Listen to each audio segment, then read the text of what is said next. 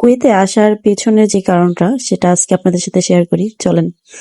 ভালো লাগবে যদি পুরো ভিডিওটা দেখেন। একদিন হঠাৎ করে জামাইকে বলি, এই যে শোনো গো, আমাকে তুমি কুয়েত নিয়ে যাবা, কুয়েত শহরটাকে একটু ঘুরিয়ে দেখাবা। জামাই তো আচ্ছা মানুষ, সে আমি বলতে দেরি কিন্তু আমার ভিসা লাগাতে দেরি করেনি। সে ঠিকঠাক আমার ভিসা রেডি করে তারপর টিকিট কেটে তারপর পাঠিয়ে দেয়, বলে যান তুমি এবার চলে আসো।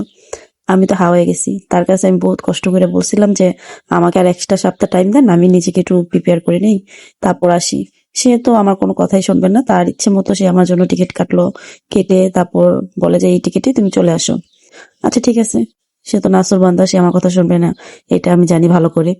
তা আমি তার কথা মতো চলে আসলাম। তাকে আবার আমি বলছিলাম, ভাই আমি কিন্তু বিমান উঠতে ভয় পাই, তুমি কি করবে আমি জানি না, কিন্তু আমাকে কিন্তু বিজনেস ক্লাস দিতে হবে।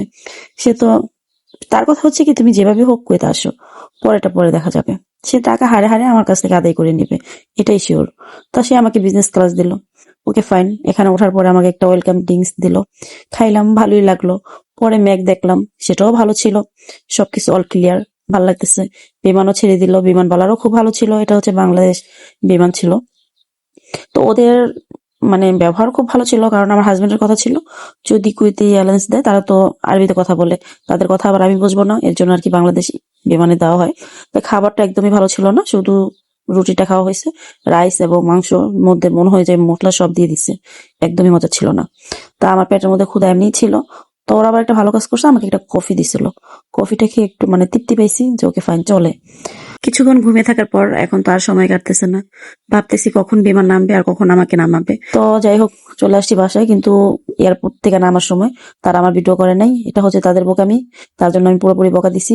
তো এই যে বেলুন টেলুন দেখতেছেন না, এগুলো আমার জন্য সে সাজায় নেই, তার মেয়েদের জন্য। তার মেয়েরা বলছিল যে আমাকে এভাবে ওয়েলকাম করতে হবে, তার জন্য সে ফুল টোল দিয়ে একদম সাজিয়ে গুজিয়ে পরিপাটি করে। কেন কুয়েতের ফুল কিন্তু অনেক সুন্দর, মানে মনে হয় যে একদম প্লাস্টিকের ফুল, এত সুন্দর পাপড়িগুলা।